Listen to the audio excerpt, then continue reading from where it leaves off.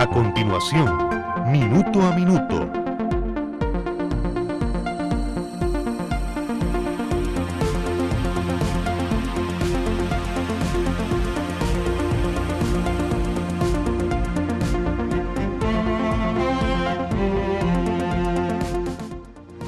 Cuando el instante no basta, el análisis se encuentra con la realidad.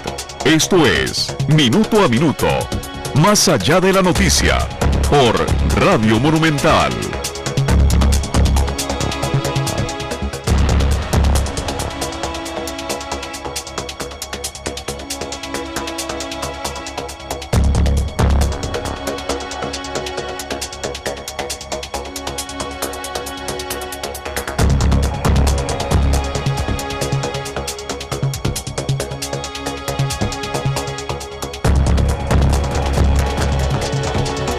Hola, ¿qué tal? Muy buenas tardes. Bienvenidos a Minuto, este programa de análisis y opinión aquí en Central de Radios. Hoy nos acompaña don Fernando Rodríguez, él es investigador del programa de estudios fiscales de la Universidad Nacional, para conocer una noticia que dábamos a conocer ayer y que tiene dos diferentes caras, y es precisamente el índice de precios al consumidor, que es en la práctica lo que conocemos como inflación, y que tiene, les decíamos, dos caras. Una, si uno analiza solo el mes de marzo, en que la inflación subió un 0,11%, que es un buen índice para marzo, pero cuando uno analiza el primer trimestre del año, resulta que ya tenemos 2,46% de inflación, que es el más alto de los últimos 3 años. Y si analiza el interanual, es decir, desde marzo del año pasado a marzo de este año, es de 6,21, es decir, 0,21 más que la expectativa mayor del Banco Central, quien tiene la expectativa de manejar la inflación en 5 más menos 1, es decir, su máximo índice llegaría a 6, y en el interanual estamos en 6,21%. Este índice y esta elevación de los precios al consumidor tiene algunas particularidades. Así es que, don Fernando, bienvenido y muchas gracias por acompañarnos. No, gracias a usted, Randall, por la invitación. Cuéntenos, porque a todos nos afecta el índice de precios al consumidor, todos somos consumidores de uno u otro producto, y vemos entonces como lo mismo que comprábamos hace un año, exactamente con 100,000 colones, hoy por ejemplo cuesta 2,046 colones, ¿no, Fernando? Sí, la inflación es siempre una variable que pesa en el bolsillo de la gente, por supuesto que aumenta los precios, pero es la que quizás más impacto tiene en la vida de las personas, porque tiende a modificar sustancialmente la capacidad de la gente de adquirir los bienes que requiere para poder subsistir o de cubrir alguna otra necesidad. Entonces es como de todo lo que a diario vivimos en una economía, lo que más tiende a generar un impacto en las personas y los que más tiende a afectarlas. Y claramente empezamos el año con el pie izquierdo. En esta materia habíamos empezado muy bien diciembre, tuvimos ahí un pequeño tropiezo en octubre, noviembre, pero terminamos el año muy bien con el banco ubicando la inflación en su meta, pero nos salimos de control a principios de año, y esto ha sido tema de discusión y conversación no solo en medios de comunicación, sino también en ámbitos académicos. Lo que nos está llevando mal este año es enero y febrero en la práctica, porque marzo, según el Instituto Nacional de Estadística y Censos, tuvo una inflación de apenas el 0,11%, pero el aumento en enero y febrero fue superior a 1 punto en cada uno de los meses. Sí, fue muy brusco, al punto que en enero tuvimos una inflación de 1,31%, y ya para febrero teníamos una inflación acumulada de 2,34%. O sea, que en 2 meses tengamos 2,34% de inflación, cuando uno espera que la inflación se ubique entre 4 y 6, claramente arriesga la meta del banco hacia final del año. O sea, es muy creciendo muy rápidamente. Sería un 12, 13, 14. Bueno, debería que ver si inclusive no existe un comportamiento acelerado en otros bienes, pero sí llama la atención la evolución que ha tenido, y es la gran preocupación que ha habido en las mismas autoridades del banco. Pero además generó una reacción en varios sectores. La Cámara de Industrias empezó a mostrar preocupación por la evolución de la inflación, porque gran parte de la responsabilidad estaba en el aumento de electricidad, y eso impacta fuertemente los costos de producción. La gran ironía y el índice de los 292 bienes y servicios que que incluye la canasta de consumo, que es lo que con el que se calcula el índice de precios al consumidor, es que son precisamente los precios que están regulados los que nos ha generado este brinco en la inflación que finalmente nos afecta a todos. Sí, cuando separamos los dos grupos, o sea, digamos, dentro de estos dos grupos de bienes, aquellos cuyo precio, está definido por el mercado, la interacción entre oferta y demanda en principio, y aquellos que están definidos administrativamente, resulta que estos últimos bienes regulados tuvieron una inflación, por ejemplo, a marzo, en los últimos 12 meses, de casi 15%, mientras que el resto de los bienes tienen una inflación de 3,95 cuando los separamos ambos. Entonces, ahí se nota una brecha enorme entre los dos grupos de bienes, que es irónico porque uno pretende, se pensaría que los bienes se regularon para proteger al consumidor. Exacto. De cualquier abuso que vaya a darse en función de que son bienes estratégicos o que los mercados son muy concentrados, y resulta que estaba sucediendo todo lo contrario. Más bien estamos atentando contra el bolsillo del consumidor, y los bienes que no están regulados son los que están de alguna manera teniendo un comportamiento más acorde con lo que espera el Banco Central. Es decir, que los precios regulados, que se los recordamos tal vez a nuestros oyentes y nuestros televidentes, que son los servicios públicos, los servicios de transporte como taxis y buses, los servicios municipales y también los combustibles y las tarifas telefónicas. La electricidad. Son 14 bienes contra 278 que están liberados, sí, en la canasta de consumo. Estos 14 prácticamente son los que han arrastrado esta elevación de la inflación, pero a su vez quiere decir que usted por estos 14 precios regulados paga hoy 15 veces más, es decir, con el ejemplo que dábamos al inicio, con los 100,000 que ha ganado usted a principio de año, los 14 bienes regulados le cuestan hoy 115,000 colones. Que es, como le digo, es irónico porque uno más bien lo que piensa es que la idea es proteger al consumidor, se crea una estructura pública para definir un precio, para evitar que si dejo el precio en manos del mercado, el consumidor vaya a sufrir algún abuso, y resulta que el consumidor está sufriendo más bien por la forma en la que está definido. Y es que detrás de esto hay todo un gran dilema, una gran discusión, porque se supone que los precios de estos bienes se definen con base en la metodología de ARECEP en razón del costo de producirlos. Pero nadie se ha preguntado, y eso es la crítica que por ejemplo la Cámara de Industrias hacía, en general el sector privado, si dentro de esos costos hay ineficiencias que se van arrastrando, que se convierten en costos adicionales y que las terminamos pagando todos en las tarifas. Y un tema interesantísimo en el caso de la electricidad, el Banco Interamericano de Desarrollo llamaba la atención hace unos años de que países que eran dependientes de la producción de energía hidroeléctrica podían sufrir por el cambio climático. ¿Por qué? Porque resulta que el cambio climático introduce modificaciones en los patrones de lluvia, y un país como el nuestro, que depende de la lluvia para producir electricidad, podía pasar por periodos largos de sequía donde la electricidad producida con agua iba a caer, y esto le iba a obligar a recurrir a combustibles. Fue una profecía que empezó a cumplirse con mucha fuerza en el caso nuestro desde hace unos años, que este año nos golpeó muy duro. O sea, tuvimos un invierno muy flojo el año pasado, un verano que ha sido muy seco, y entonces hemos tenido que recurrir al consumo de combustibles, y eso ha elevado el costo de la electricidad. Digamos que hace 5 años, 4 años, fue aquella época en que nos acostumbrábamos, porque ni se nos anunciaba apagones masivos. Sí. Varias veces a la semana, y precisamente era por la falta de agua en las plantas hidroeléctricas, que pudieron evitar esos apagones, pero la solución era comprar diésel en la práctica para generar electricidad. Sí, la salida a eso en ese momento fue la construcción de la planta Garavito, que se hizo a través de un fideicomiso muy oportuna para resolver los problemas de los apagones, pero inconvenientes desde el punto de vista ambiental y de dependencia del país de los combustibles, porque ahora, o sea, más bien en lugar de movernos hacia una menor dependencia, resulta que estamos cada vez siendo más dependientes de los combustibles, porque en verano la electricidad producida con energía hidroeléctrica se reduce. Bueno, esto es una situación coyuntural, pero usted también hablaba en su intervención anterior sobre ineficiencias. Sí. Y tal vez es lo que entiendo, y si no, usted me corrige, es lo que se puede perder en el proceso de producción, agua, electricidad, que genera costos, pero que no le llegan, o sea, que genera costos que afectan el precio, pero que no le llegan al consumidor final. Sí, les voy a poner dos ejemplos. Un profesor de la universidad, cuando yo estudiaba, nos decía que, sin nombrar ninguna empresa en particular, que había lugares donde en el proceso de conducción del agua, desde la extracción y la potabilización hasta el consumidor final, se perdía hasta un 70% de agua.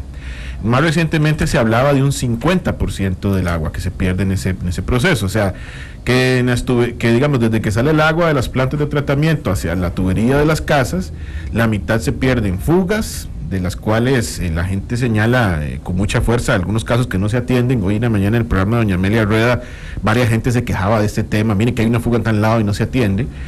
O en algunos lugares la tubería está tan dañada que ya ni existe, o sea, una tubería metal que desapareció, entonces el agua circula ahí por la tierra y por supuesto que la parte de la tierra se filtra.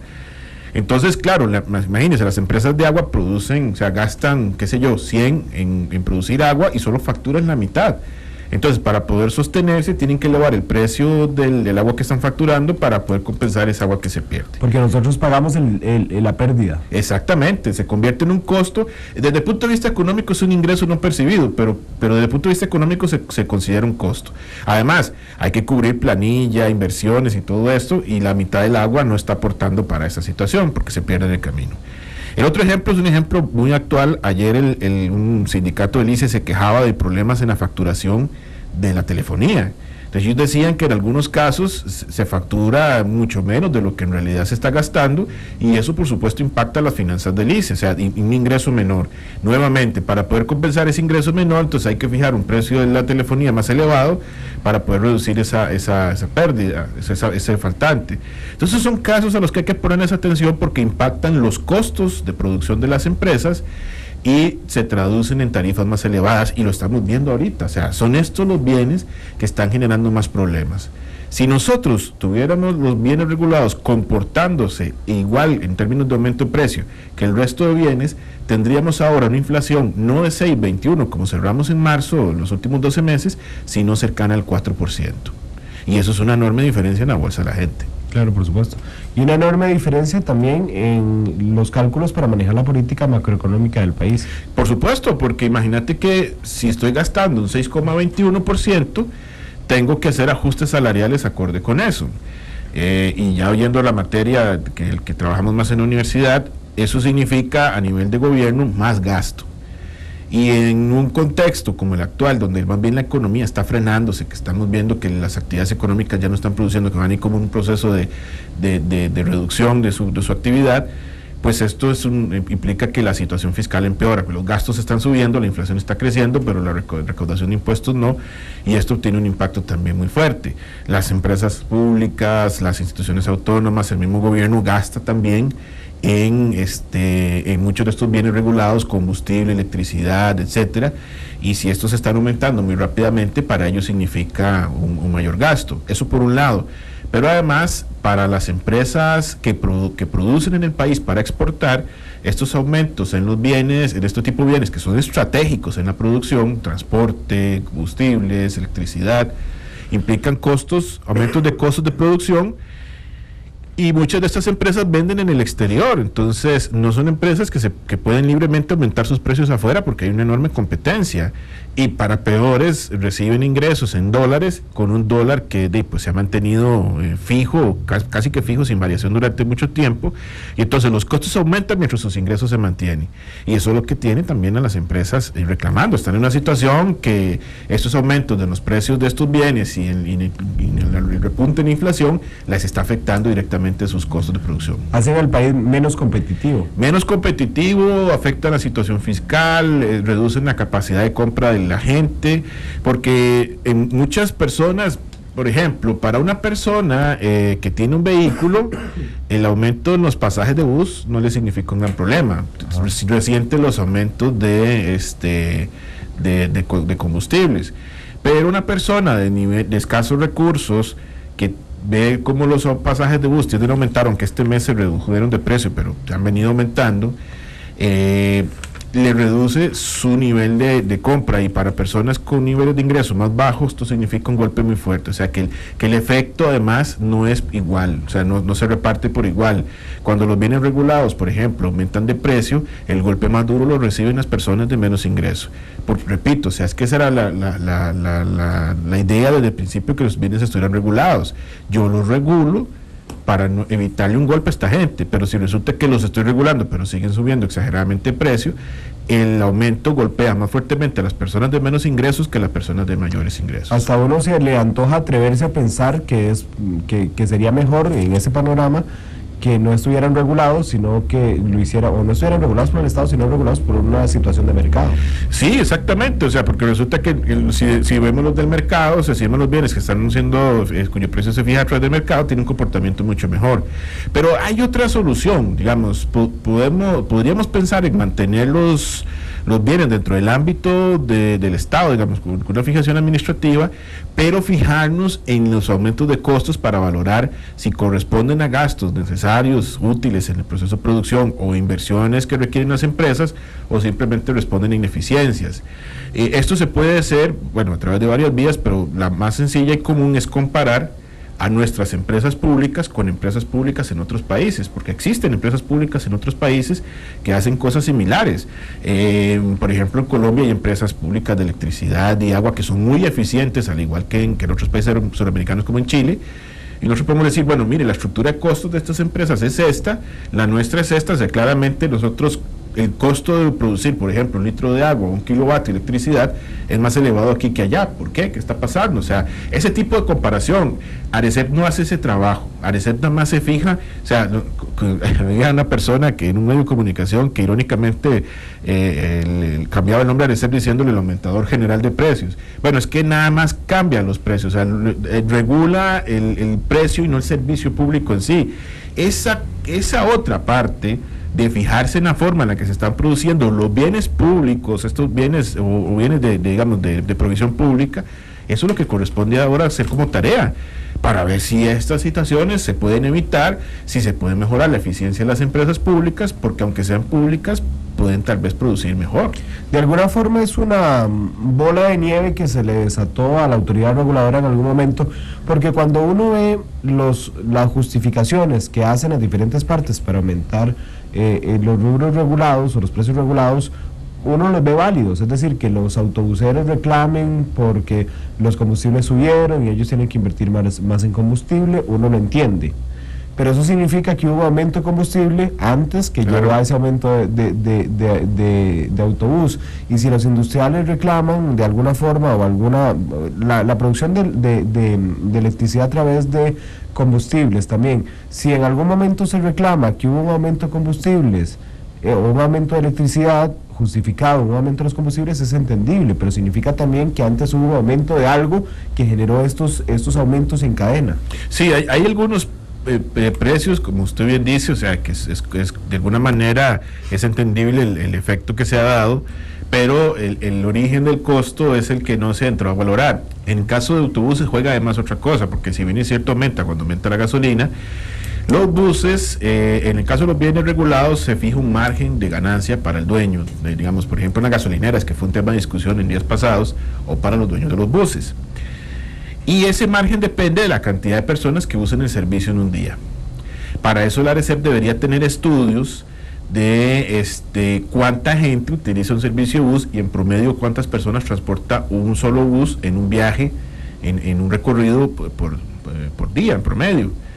Bueno, yo recuerdo una vez que estando de regulador don Fernando Herrero le hicieron esta consulta de si esa información existía y no la tenían.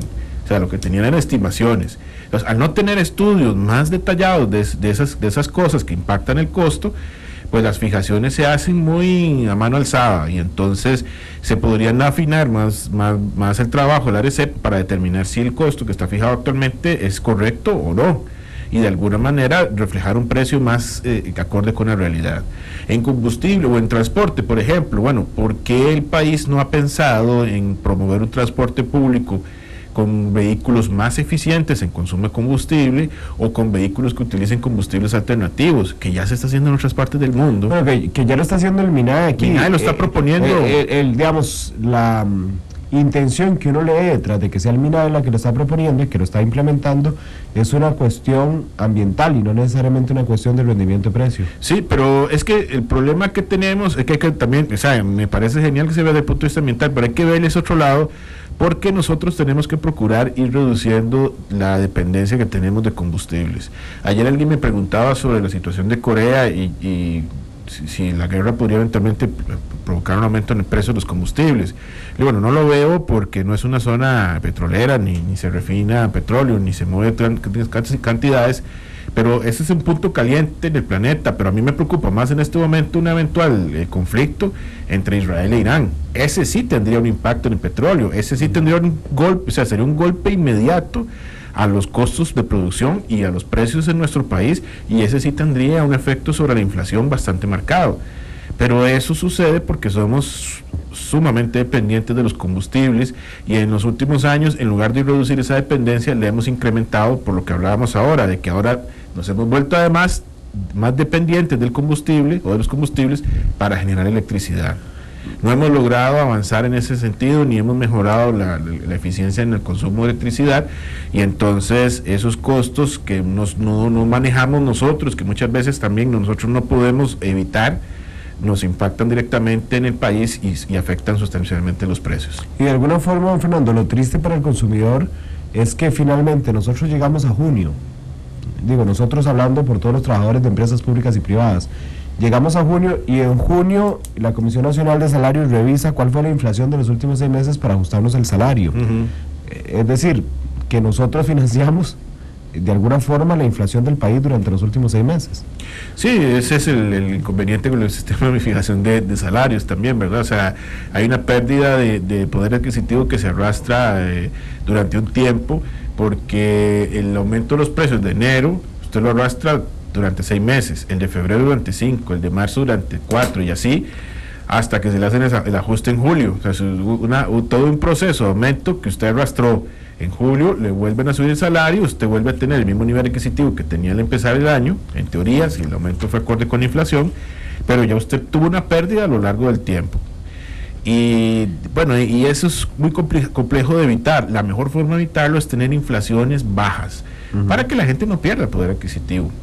Y en ese sentido yo sí tengo que decir que la política que ha aplicado el Banco Central, desde el Banco Central, ha sido efectiva. Porque cuando uno separa los bienes regulados de los no regulados, se nota el efecto que tiene el Banco Central sobre los no regulados. Sobre el mercado. Exacto, los precios que fijados por el mercado están controlados. La política del banco en ese sentido ha sido efectiva, ha mejorado su credibilidad, pero ahora resulta que los bienes regulados se ponen en riesgo lo logrado en términos del resto de la política del banco. Inclusive pone en riesgo la misma credibilidad del banco, cuando las acciones del banco no pueden generar un impacto sobre los bienes regulados. Ya eso es una decisión administrativa de ARECEP, ya hay una cuestión de carácter legal, es un tema que se maneja inclusive desde el seno mismo de las empresas públicas, donde se producen muchos de estos bienes, que definen las políticas para hacerlo y los costos de producción. Así que el tema es complejo porque no le podemos pedir más al banco. Yo creo que el Banco Central ha hecho lo suyo en el control de la inflación. Creo que aquí hay un papel de la ARECEP importante para mejorar la forma en la que se revisan los costos de las empresas, y cuidado, y si no, exigirle a las empresas también a empresas públicas, más eficiencia. Don Fernando, y en el último minuto del programa, ¿cuál es la perspectiva para usted, tomando en consideración que ya sabemos que este mes va a haber aumento de combustibles? Bueno, que entra a regir, ni siquiera este mes, mañana porque entra a regir a la medianoche. Mañana hay un aumento de combustibles y un aumento de electricidad. Bueno, el caso de la electricidad, yo creo que podemos esperar que haya un retroceso del precio en algún momento, cuando empiecen las lluvias y el componente combustibles se vaya sacando de la generación de electricidad. Pero ver para creer, ¿verdad? O sea, eso es lo que esperamos todos y lo que misma Reserva ha anunciado, pero hay que esperar que llegue ese punto. Combustibles, combustibles dependen de muchos elementos. Si yo me atengo a lo que está sucediendo a nivel internacional, los precios internacionales de los combustibles deberían estar bajando, porque la situación económica internacional es muy delicada. O sea, la demanda mundial de combustibles ha ido disminuyendo. Europa está en crisis, Estados Unidos no despega, China está sigue creciendo, pero produce menos. Pero hay otros elementos ahí ya de carácter más político que podrían estar generando un impacto. De repente no el foco coreano, sino el foco de Medio Oriente, de guerra, es complicado. Y ayer los israelíes respondieron una intrusión de fuerzas sirias en su territorio, y si esto empieza a escalar y se mete Irán y ya la cosa se hace grande, ahí sí podríamos ver un problema. Entonces a los combustibles hay que darle seguimiento, porque la expectativa es que su precio se mantenga estable, no debería seguir subiendo el precio en el país de combustibles. Ahí hay que revisar qué pasa, o sea, porque hay tanto rezago en esos ajustes, pero cuidado de si la situación política no se pone en contra nuestra, la situación política, internacional, y los combustibles siguen subiendo. Entonces, de repente los bienes regulados van a seguir siendo plato de discusión en los próximos meses. Don Fernando, muchas gracias. Vamos a votarlo como analista. No, con mucho gusto. Aquí en los micrófonos de Monumental. Gracias a don Fernando Rodríguez, él es investigador del programa de estudios fiscales de la Universidad Nacional. Gracias a ustedes que nos acompañaron en FM y en Canal 2 con este programa de Minuto a Minuto, y regresaremos mañana con otro programa. Buenas tardes.